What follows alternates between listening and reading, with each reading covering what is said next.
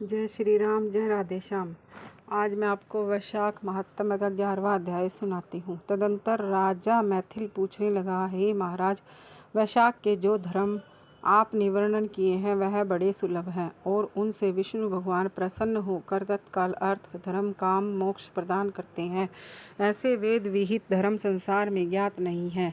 यह क्या बात है, मुझसे कहिए। शुद्धदेव बोले, हे राजन, वैशाख मास के कर्तव्य धर्म प्रख्यात क्यों नहीं है और अन्य धर्मों की संसार में ख्याति क्यों है? संसार में पुत्र पौत्र तथा धन संपत्ति सांसारिक भोगों के चाहने वाले मनुष्य बहुत हैं। इसीलिए राजस और तामस धर्म संसार में प्रख्यात हैं और जो इच्छा रहित सात्विक धर्म सुख प्राप्ति कर विष्णु भगवान को प्रसन्न करने वाले हैं वह पृथ्वी पर छिपाने योग्य हैं। इसका कारण बताता हूँ, सुनो। इक्ष्वाकु के कुल का भूषण काशीपुरी में नृग का पुत्र सार्वभौम राजा बड़ा यशस्वी कीर्तिमान का हुआ है। यह जितेंद्रिय क्रोध को जीतने वाला ब्रह्मण्य और राजाओं में उत्तम था। एक दिन वह आखेट करता हुआ जा रहा था तो मार्ग में मुनि वशिष्ठ के शिष्यों को देखा, जो कहीं प्याऊ लगा रहे हैं, कहीं छाया मंडप बनवा रहे हैं, कहीं वापी निर्मल करवा रहे हैं, कहीं बैठे हुए मनुष्यों के पंखों से पवन कर रहे हैं, कहीं सुगंधित फूलों को दे रहे हैं, कहीं मध्याह्न समय में छत्री दान कर रहे हैं, कहीं तांबुल दे रहे हैं, कहीं नेत्रों में कपूर लगा रहे हैं। यह देख राजा ने पूछा कि तुम कौन हो और यह क्या कर रहे हो? वे बोले, हम वैशाख में कर्तव्य धर्मों को गुरु वशिष्ठ की आज्ञा से कर रहे हैं, जिनके करने से धर्म, अर्थ, काम और मोक्ष मिलती है, और विशेष फल तुम गुरु जी से जाकर पूछो। यह सब सुन राजा वहाँ से तत्काल चल दिया और वशिष्ठ जी के आश्रम में पहुँचा। राजा गुरु वशिष्ठ जी को प्रणाम कर और वहाँ बैठ कहने लगा कि हे मुनीश्वर, मैंने मार्ग में आपके शिष्यों को शुभ कर्मों को करते देख उनसे पूछा कि यह क्या और क्यों, किस फल के निमित्त कर रहे हो। तब उन्होंने मुझे आपके पास भेजा है और कहा है कि हमें बताने का अवकाश नहीं, गुरु जी के पास जाओ। इसीलिए मैं आपके पास आया हूँ, आपसे इन धर्मों को सुनूं। वशिष्ठ जी प्रसन्न हो कहने लगे, हे राजन, वैशाख मास में प्रातःकाल स्नान कर विष्णु भगवान का विधि पूर्वक प्रेम से पूजन कर दान करें और ब्राह्मणों की सेवा करें। ऐसा करने से जगन्नाथ भगवान प्रसन्न होते हैं। इसलिए तुम अपने राज्य में भी जहाँ जो कोई वैशाख धर्मों को न करे उसे दंड दो। इस प्रकार वशिष्ठ जी से वैशाखोक्त सब धर्म सुन भक्ति पूर्वक उनकी पूजा कर अपने घर चला आया और सभी धर्म कर देव निरंजन केशव भगवान में बड़ी प्रीति करने लगा। हाथी पर ढोल रखवा कर अपने राज्य में मुनादी करा दी कि 8 वर्ष से 80 वर्ष के वृद्ध पिता, पुत्र, भार्या या इष्ट मित्र कोई भी हो जो मेष की संक्रांति में सूर्योदय से पहले स्नान नहीं करेगा और वैशाखोक्त धर्मों का पालन नहीं करेगा, उसको चोर के समान दंड दे देश से निकाल दूंगा। गांव-गांव में धर्मोपदेशक ब्राह्मण नियुक्त कर दिए और धर्महीनों को दंड देने के लिए 10-10 सवार नियुक्त कर दिए। इस प्रकार इस चक्रवर्ती राजा के राज्य शासन से वह धर्म वृक्ष सब देशों में विस्तार पूर्वक फैल गया।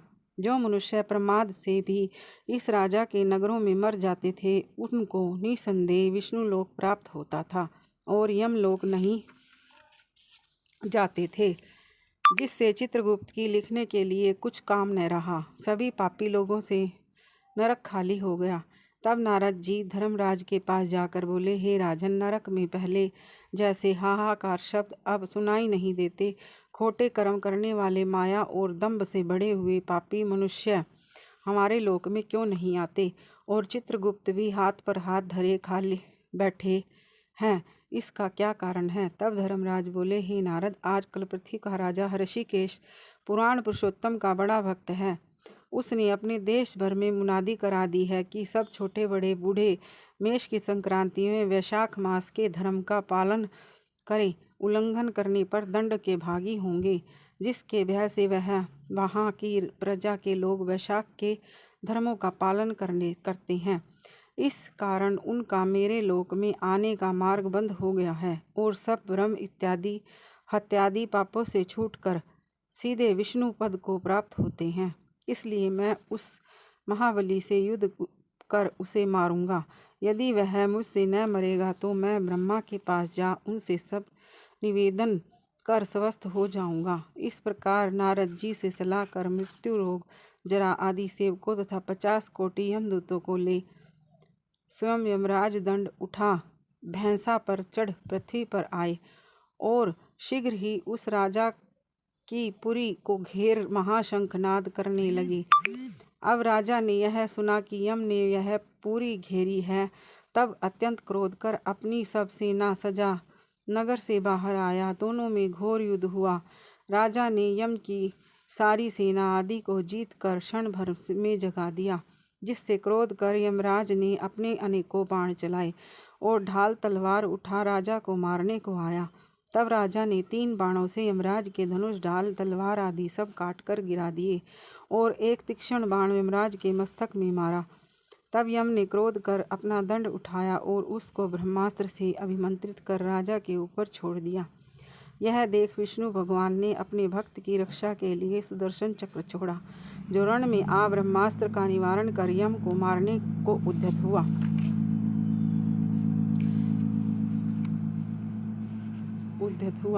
तब राजा सुदर्शन चक्र को नमस्कार कर स्तुति करने लगा कि इस यम की रक्षा कीजिए।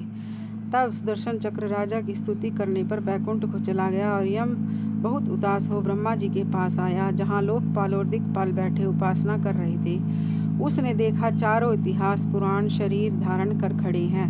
नदी, सरोवर, मूर्तिमान विराजमान, पीपल आदि सभी वृक्ष खड़े हैं। वापी, कुआं, तालाब और पर्वत सब मूर्तिमान हैं। दिन रात, पक्ष, मास, कला, काष्ठा, निमेष, ऋतु, अयन, युग, संकल्प, विकल्प, निमेष, उन्मेष, वृक्ष, योग, करण, पूर्णिमा, अमावस्या, सुख, दुख, भय, लाभ, अलाभ, जय, अजय, सतोगुण, रजोगुण, तमोगुण, शांत, मूढ़, अतिपौर, प्राकृतिक विकार, कफ, वात, पित्त आदि सब चराचर मूर्तिवान सेवा में खड़े हैं। उनके बीच में यमराज सेवकों सहित लज्जावान हो मुख मलिन कटे वृक्ष की भांति जा गिरा और त्राही त्राही पुकारने लगा, जिसको देख सभी आपस में अचरज से कहने लगे कि यम के यहाँ आने का क्या कारण है। जिस यम को काम से क्षण भर भी अवकाश नहीं मिलता है, जिसके वस्त्र फट रहे हैं, चित्रगुप्त भी इसके पीछे पीछे ही आया है।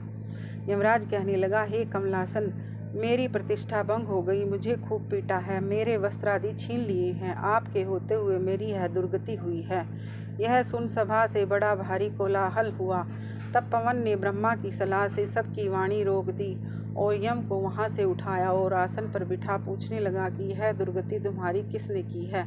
तू कुशकेतु, जो सबके पिता हैं, उनके सामने अपना सब वृत्तांत कह, वह तुम्हारे हृदयस्थ दुख को दूर करेंगे। तब पवन के कहने पर यमराज कुशकेतु के पुत्र के मुख की ओर देख बड़े दीन स्वर और गदगद वाणी से सत्य सत्य बताने लगे। यह वैशाख मातम का 11वां अध्याय समाप्त हुआ। जय श्री राम, जय राधे श्याम।